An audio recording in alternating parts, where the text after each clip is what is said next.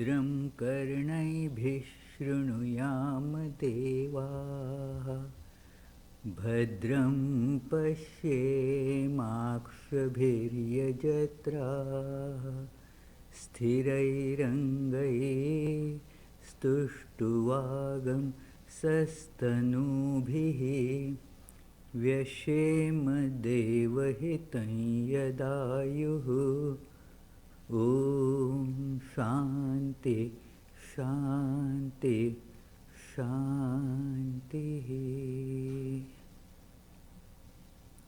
May we hear, O gods, with our ears what is purifying. May we seek with our eyes what is blessed. May we use our life to serve you, and may our lives be thus fulfilled. Om, peace, peace, peace. Let us now pray together. We offer our salutations to the all-loving being who endows all beings with consciousness. We meditate on the Lord, who is the origin of the universe. Lord, thou abidest in all. Thou art all. Thou assumest all forms. Thou art the origin and goal of all. Thou art the self of all. Thou art existence, knowledge, and bliss. Salutations unto thee. May the world be peaceful. May the wicked become gentle. May all creatures think of mutual welfare. May their minds be occupied with what is spiritual and abiding. May our hearts be immersed in selfless love for the Lord. Peace, peace, peace be unto all.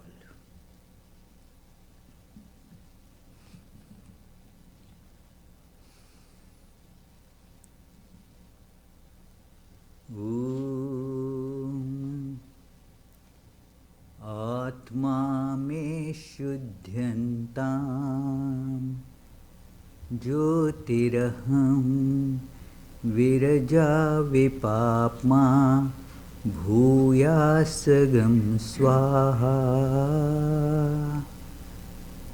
May my physical self be purified, and let me see that I am of the nature of illumination, free from all impurities, and free thus from all sins. Om Antaratma me shuddhyantam Jyotiraham Viraja vipapma Bhuyasagam Swaha.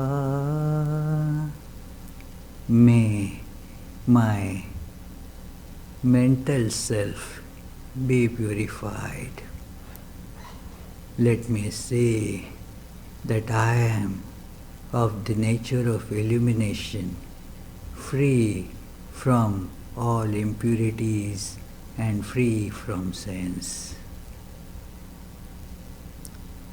Paramatma me shuddhyantam Jyotiraham Viraja vipapma Bhuyasagam Swaha. May the spiritual being be purified. Let me experience that I am of the nature of illumination, free from all dirt, free from all sins. Om, peace, peace, peace.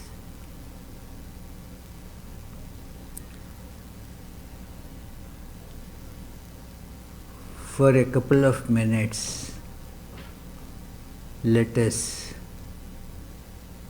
meditate on our true, unchanging identity, our true self, forgetting the identity or identification with body and mind, which are changing.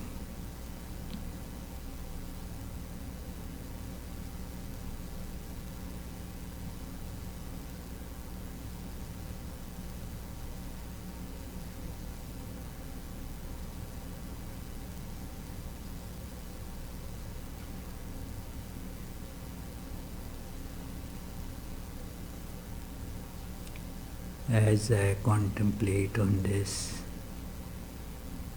I see that I am beyond space and time.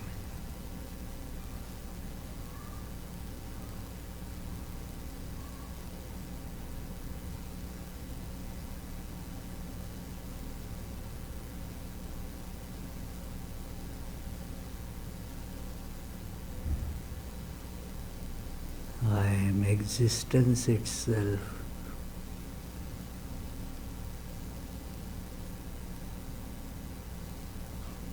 Unchanging, ever present.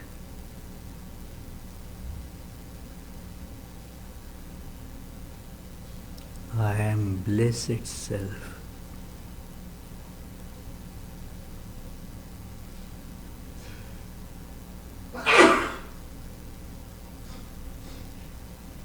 I am peace itself.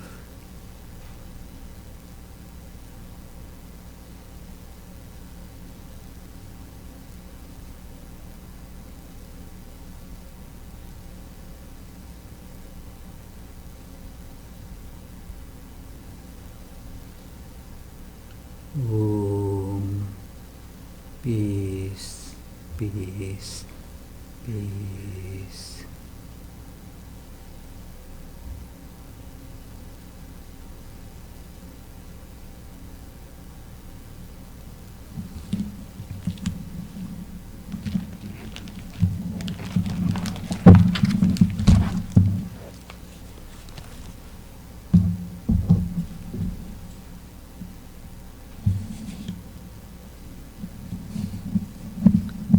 As human beings, we always feel God. Sometimes we reject it, but for rejecting also we need to feel God. That I do not accept God. And that also is a kind of acceptance. We are always somehow or other with joy or with sadness connected with this phenomena, this something called God. And in spite of lot of attempts to make us free from this idea of God, it is impossible, as it were. We are always connected with God. We may call it different names. I mean, we can think of God as somebody may call it ultimate cause. Somebody may think of God as the truth itself. Somebody may think of God as our destiny. Some may think that God is a governor sitting somewhere in a place called heaven. We may have various ideas about God. Some with so-called scientific disposition of mind would say that there is no God.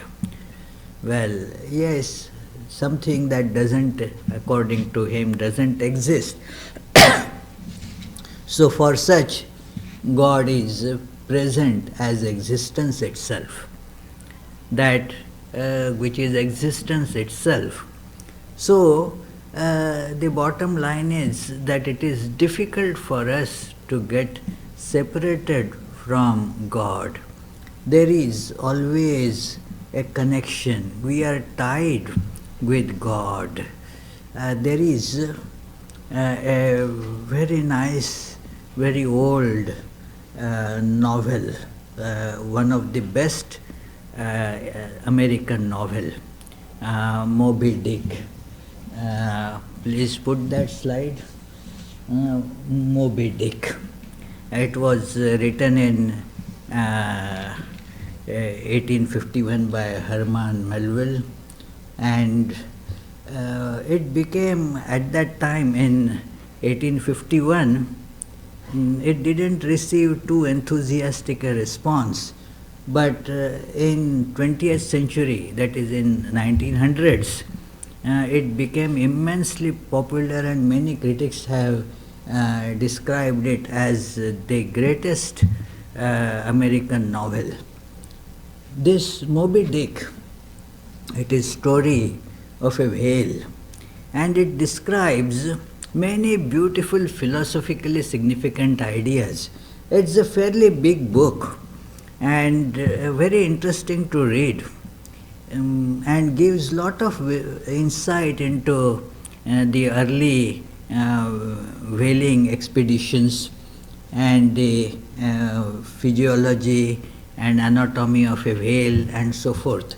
So, but one chapter in it is titled Monkey Rope. When a whale is caught, killed, and now that the whale, its oil is to be taken out in buckets, so somebody just stands on that whale. Now the surface of the whale is slippery. It is a huge creature, and so to keep its weight low, it is still immersed in water. It is still immersed in ocean, because in the water the things, their weight get reduced, Archimedes principle. So it is, the weight gets reduced, and so it is still kept inside water, and one of the brave crew person gets on the whale. It is a very slippery surface, and also the whale is still in motion, and then there it makes a hole and keeps on taking out the oily substance from that whale. So imagine, very risky job. And so a rope, monkey rope, is tied to the waist of that person, and then another person is holding that rope. Now this another person here is actually the one who is narrating this story. And so, and this person who landed there, he is in appearance a savage, but a very skilled whaler. So, now let me quote from this book to come to our today's topic. It's a very beautiful passage, Monkey Rope. The title of this chapter is Monkey Rope. Being this savage bowsman, the one who is standing on the deck holding the other end of the rope, and this the one end is tied to this person on the whale. Being the savage bowsman, that is the person who pulled the bow oar in his boat, the second one from forward, it was my cheerful duty to attend upon him while taking that hand scramble upon the dead whale's back. You have seen Italian organ boys holding dancing ape by a long cord. Just so, I think we hardly see those things these days. From the ship's steep side did I hold that is the name of that savage, down there in the sea by what is technically called in fishery a monkey rope, attached to a strong strip of canvas belted around his waist. It was a humorously perilous business for both of us. For before we proceed further, it must be said that the monkey rope was fast at both ends, fast to Queequeg's broad canvas belt and fast to my narrow leather one, so that for better or for worse, we two for the time were wedded. And should poor Queequeg sink to rise no more, then both usage and honor demanded that instead of cutting the cord, it should drag me down in his wake. So then, an elongated Siamese ligature united us. Queequeg was my own inseparable twin brother, nor could I anyway get rid of the dangerous liabilities which the hempen bond entailed. So strongly and metaphysically did I conceive of my situation then, that while earnestly watching his motions, I seemed distinctly to perceive that my own individuality was now merged in a joint stock company of two, that my free will had received a mortal wound, and that another's mistake or misfortune might plunge innocent me into unmerited disaster and death.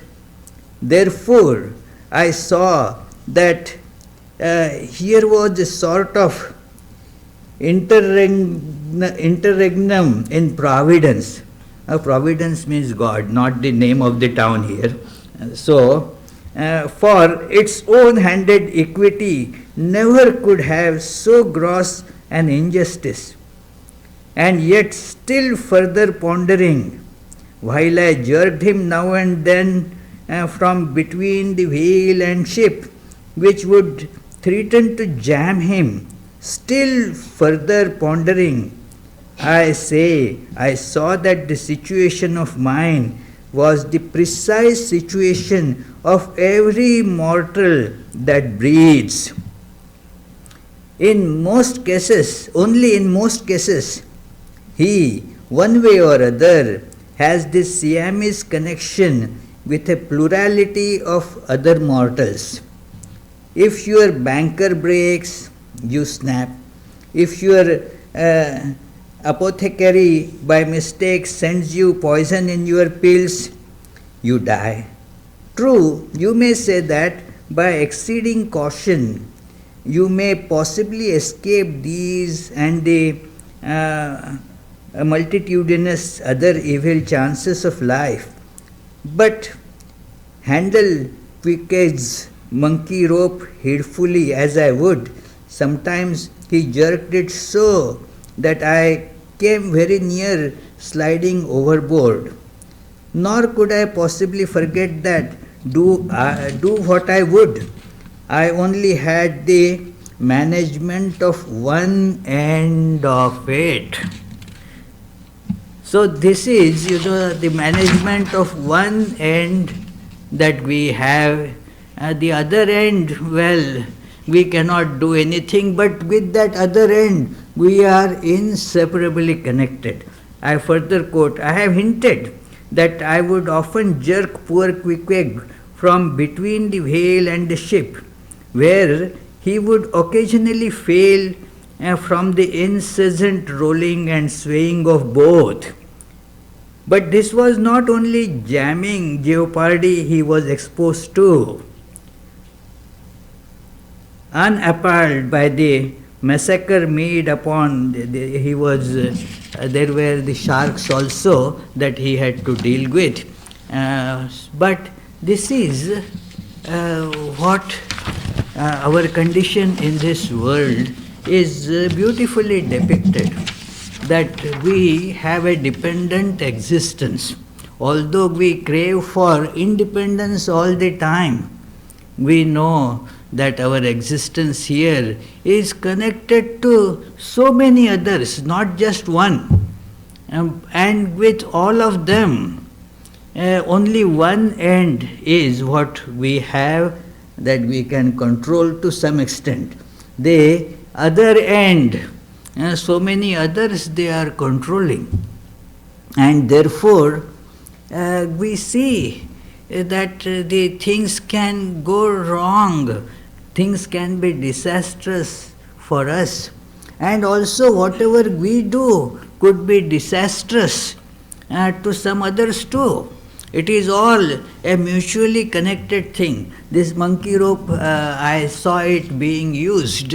Earlier it was used a lot these days because of the better equipment. This is not much used in the construction. But earlier to paint, the big walls, tall big walls, the painter would be tied with one end and the other person would hold from the top of the building.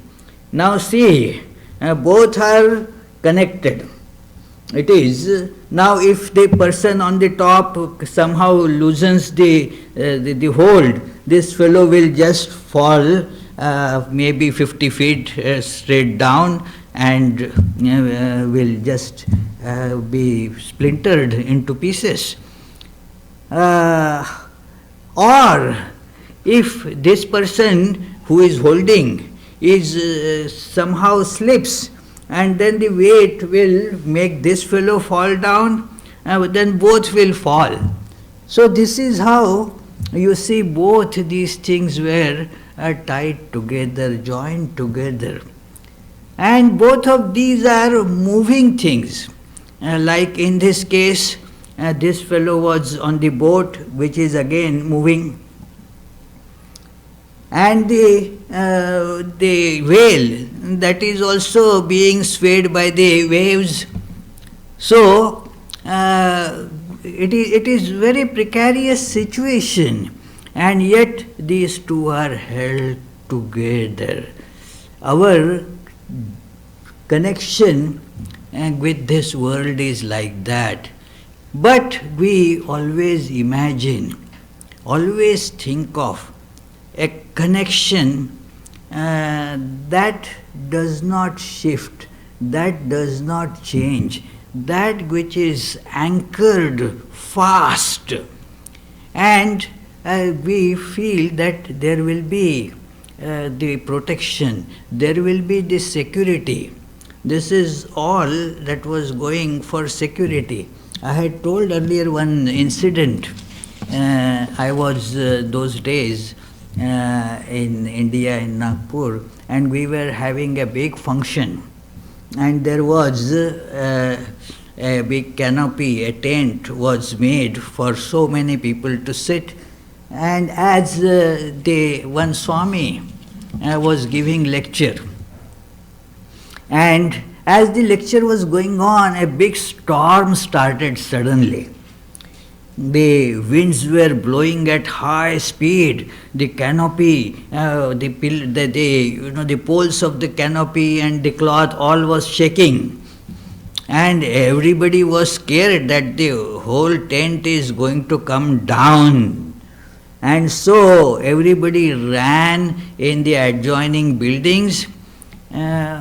But this Swami stayed just where he was. He didn't budge at all. And then after about 10 minutes or so, the storm subsided. Everybody came in, and the Swami was asked this question, that, well, we all were scared and ran away. Were you not scared? Were you not scared? What made you just sit like that?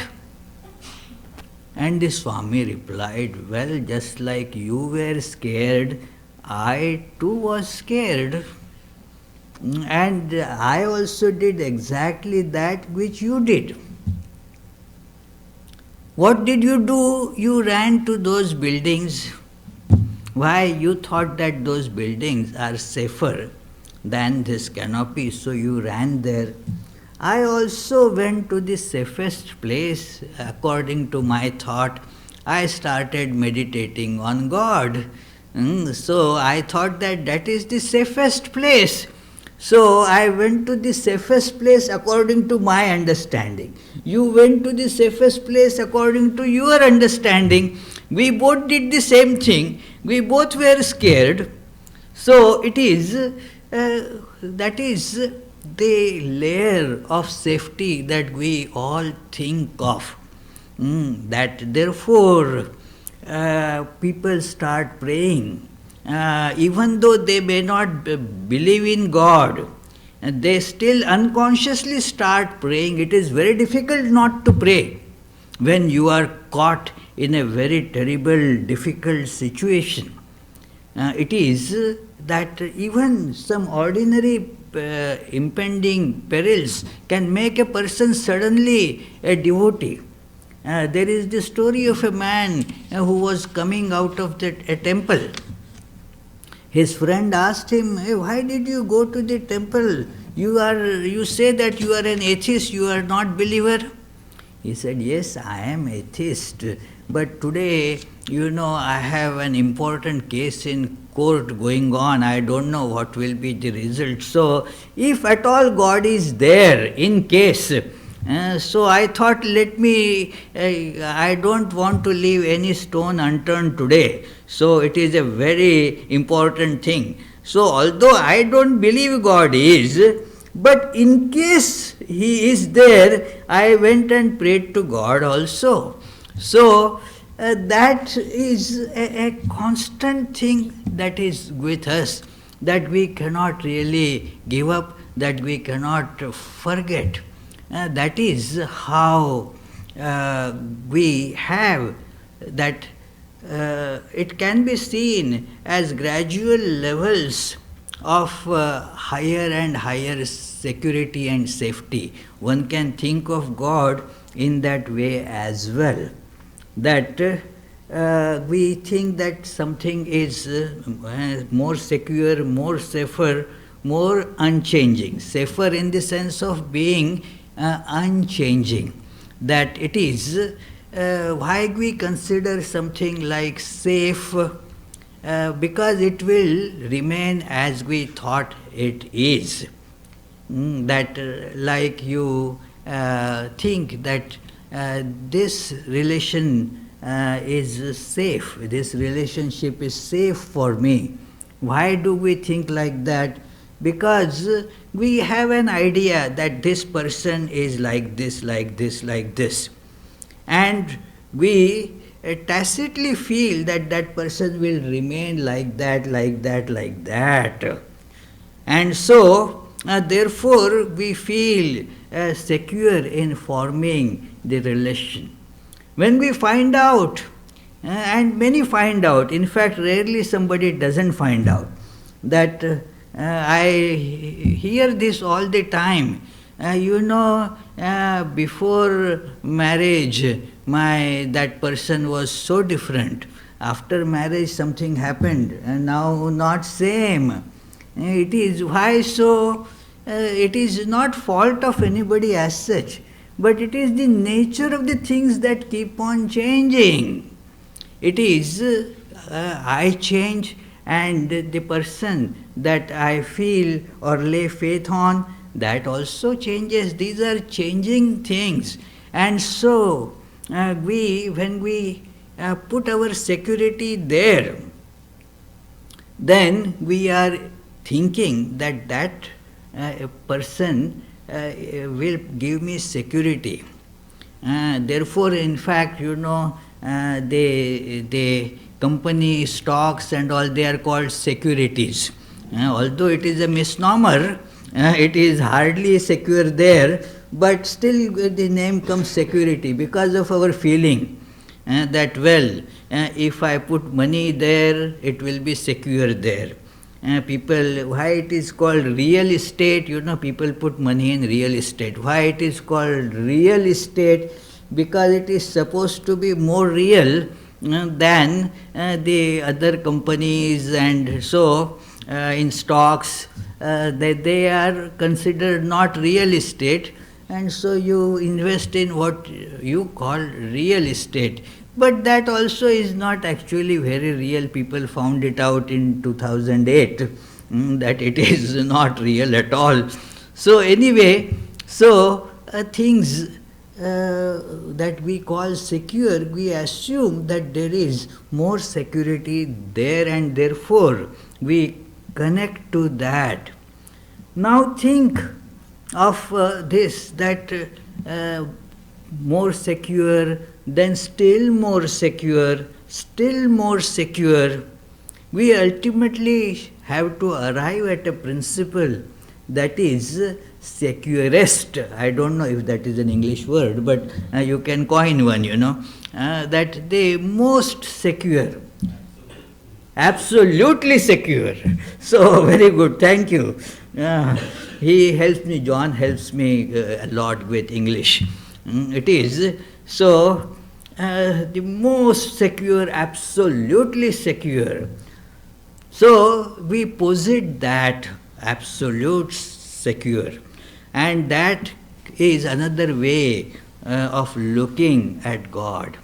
That the connection with that which is absolutely secure, completely, totally unchanging. So, it is, if our connection is with changing things, then there is insecurity, like this in this Moby Dick it has been described, that it is the changing, both of them are shifting. So, how can one feel any sense of security when things are shifting, when we are connecting ourselves, thinking that will provide me security? It does not. We feel that will provide me love. We think that that person will provide me with all my necessary things in life, love and security and a prestige or whatever. But these things are after all shifting and changing.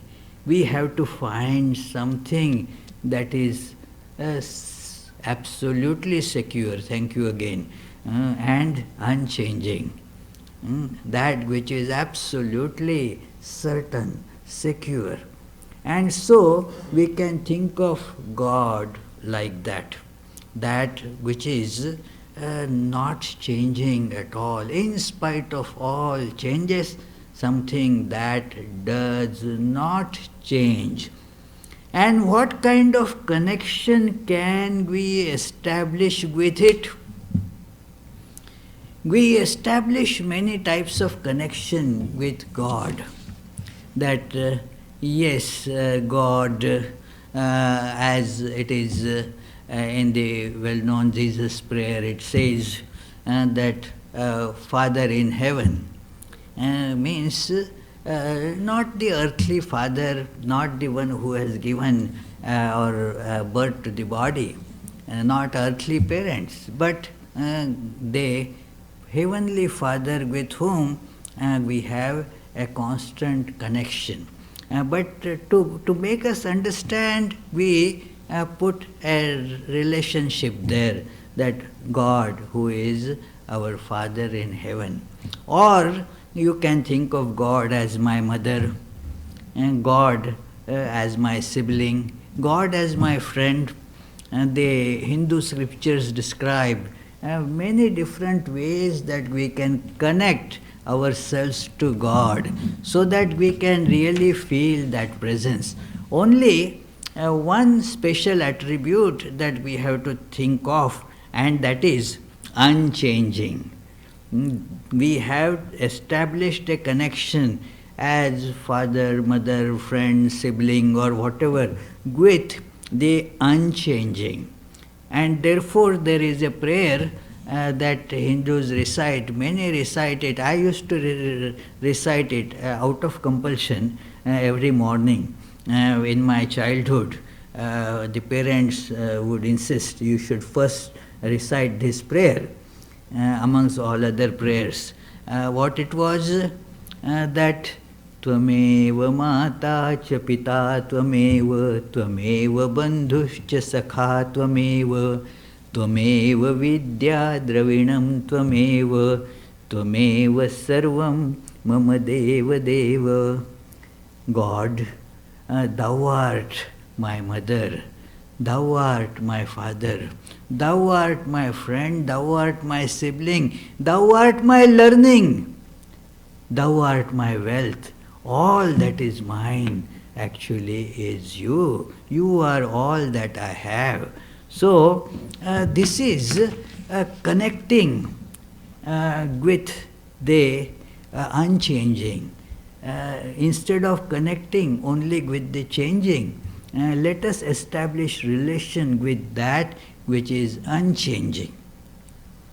But in non-dual Vedanta, this is taken to a still higher and more intimate level. And God is not just your something, you are divine. You are that unchanging being, really speaking. That is your real nature. And just tie yourself to that real nature that is unchanging. It is a very important idea that our true nature is that which does not change. And it is infinite, one and the same everywhere. That is why all of us can establish connection with that.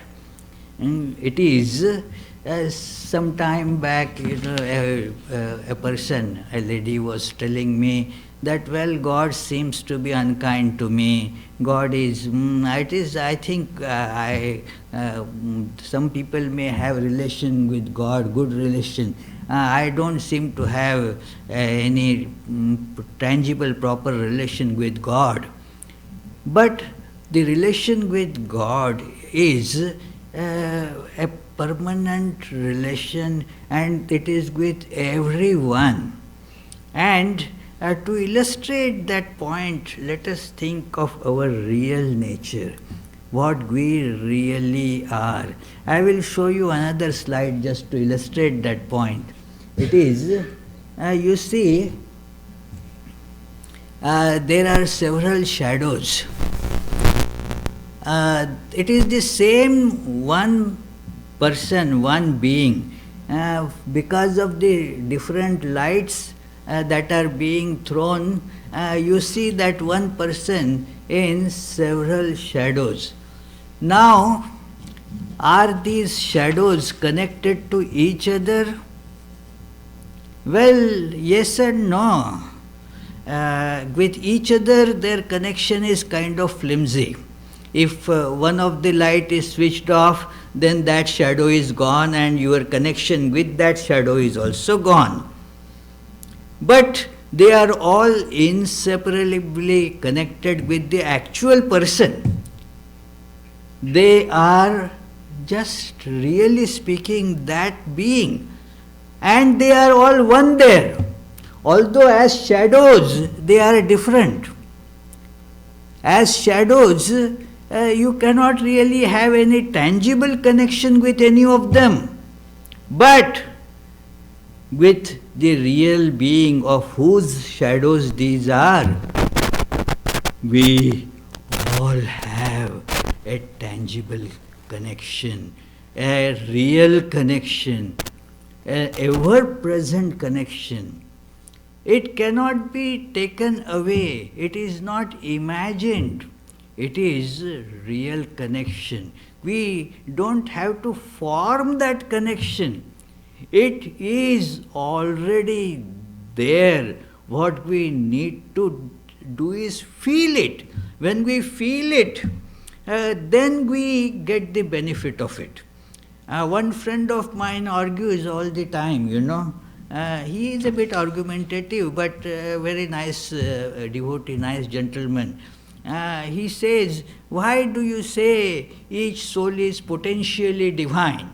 You should say is divine. Why potential?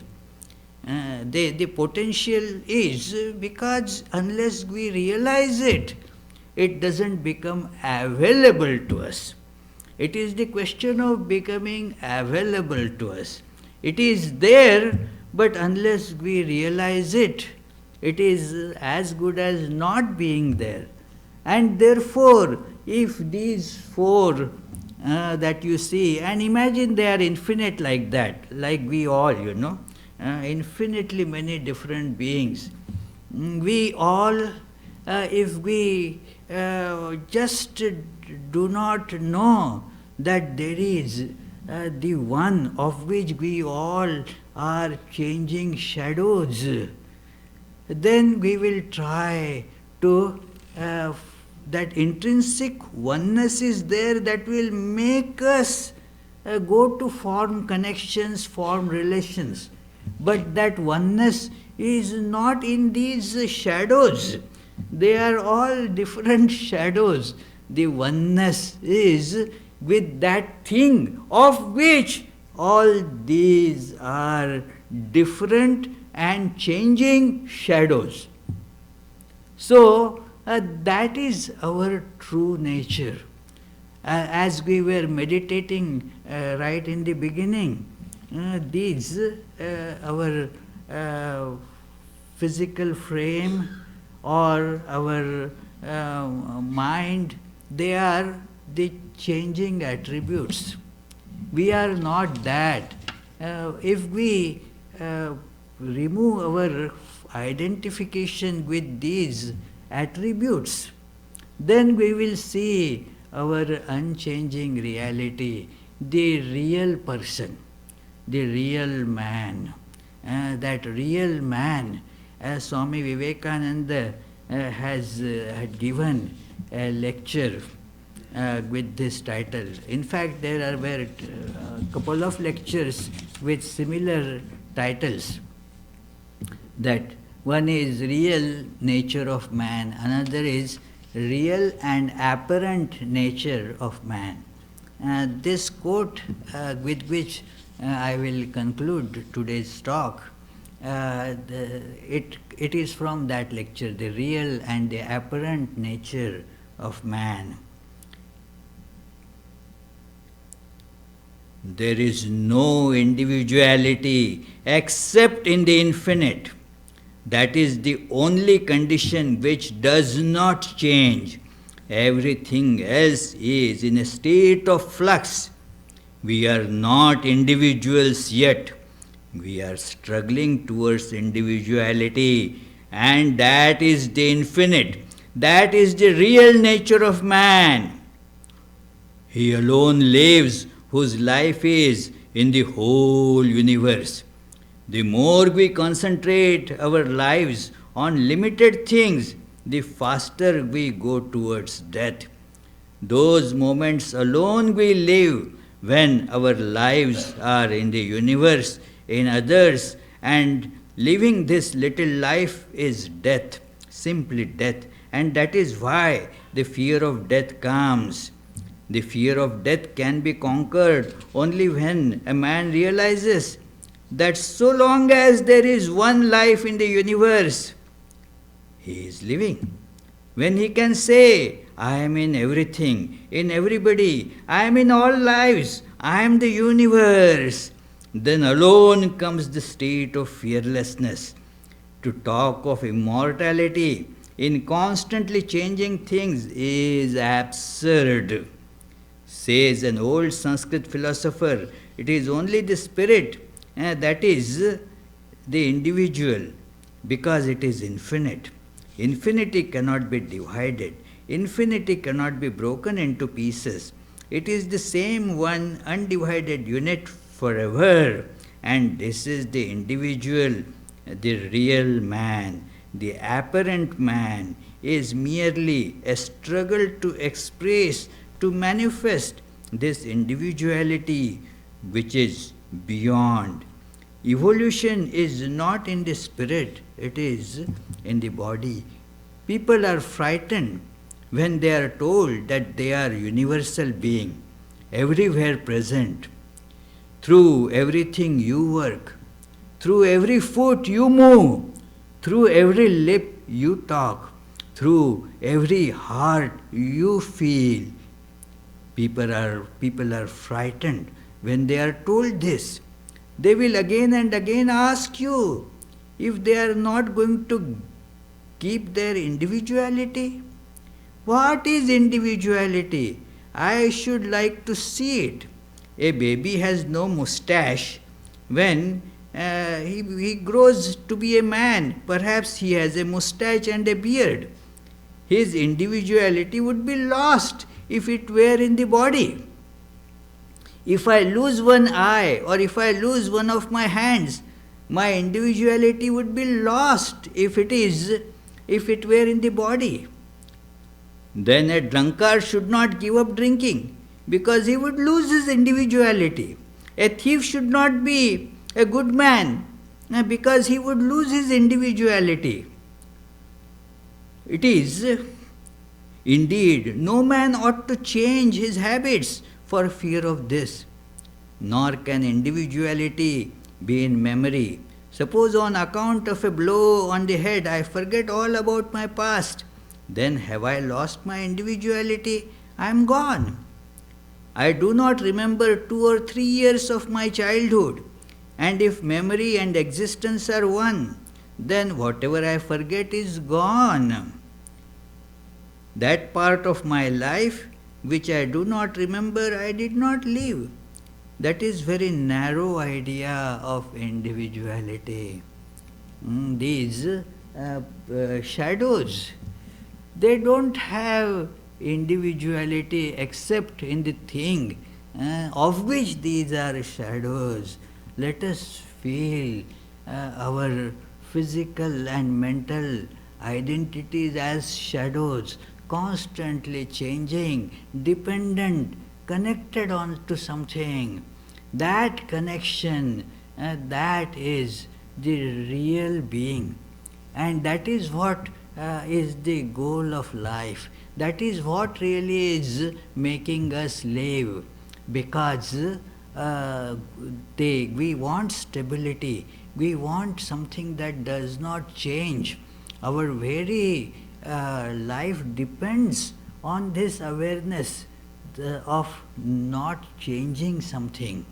It is all changes also can be perceived only by taking stand on something that does not change. To perceive a change, you have to have something that does not, relatively speaking, does not change. So therefore, that is our real seeking in life, the unchanging, this substratum of all changes. And this is what we should try to discover through everything that we do. That is called yoga.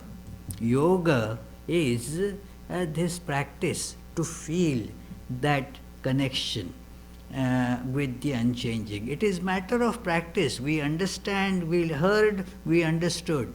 Now, in our every act, this needs to be practiced. That is called then yoga or spiritual practice.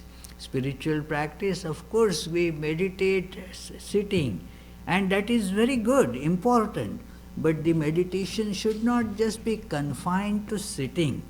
It should percolate in our every action. Our every action should reflect this resolve to connect to that true individuality of ours, to the connection with which we are tied inseparably to God, to our unchanging reality. Just as these shadows are inseparably connected to the thing of which these are shadows. If you try to catch shadow, you will not be able to catch the shadow. Try, you will keep on, but the being shadow, you cannot catch it. But there is one way of catching shadow. You catch hold of the thing, and then you will see that all shadows also are caught automatically.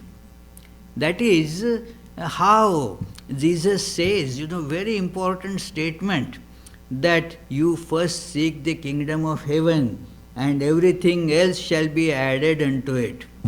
It is like that when you catch hold of God, everything else is added to it. But if we try to connect to every other thing, then we will not find God, because the delusion comes in this way that kingdom of heaven, but let me first add everything and then seek kingdom of heaven. No, it is like attempt to catch the shadows. You will not be able to catch any of them. Nobody can. Being shadows, there is no permanence, there is no actually existence there in shadows. But the moment we catch the thing, then the shadows also get caught. And therefore, this is our connection with God. Whether we want to develop it through a dualistic devotional practice, that is fine. Whether we want to develop it through non-dualistic practice, that is also fine. But it has to be with that unchanging reality, the God. And then we will see all our human relations also become meaningful. Otherwise, they do not have any meaning. Just through the shadows themselves, they have no connection as such, except through the thing of which these are shadows.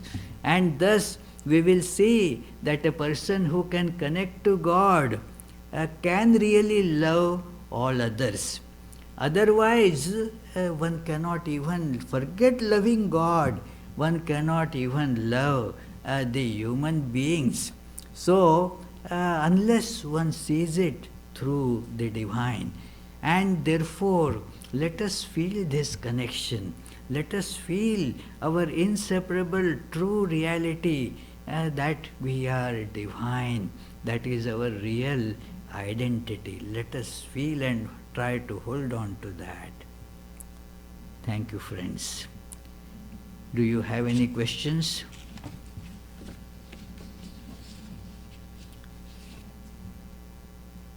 Yes, John?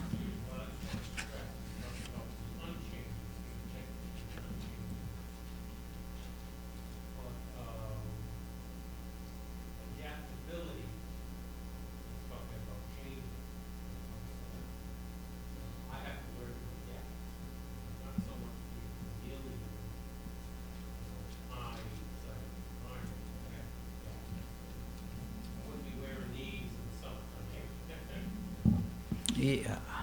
That is, the adaptability is certainly to be developed. One aspect of spiritual practice is to develop this adaptability. We get too attached to many other similar appearances like we have, and therefore lose the adaptability to connect to that which is beyond all these different forms. So, yeah, one has to develop that adaptability, no doubt.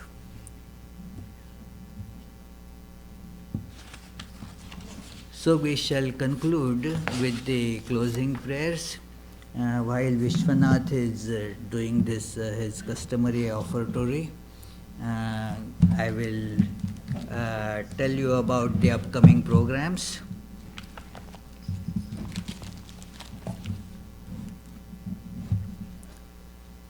Next Sunday, The discussion will be on Vivekananda's ideas of universal religion. Other programs during the week, that is Tuesday and Friday classes at 7:30 p.m. And Tuesdays the topic is Gospel of Sri Ramakrishna, and Fridays it is Jnana Yoga. That they will continue as usual. Every day, early morning and evening meditations. Early morning it begins at 5:45, 5:45 to 7:15. And in the evening at 7 o'clock, from 7 o'clock to 8:30, the prayers and meditation sessions. They will also go on as usual. You are welcome to join any or all of these.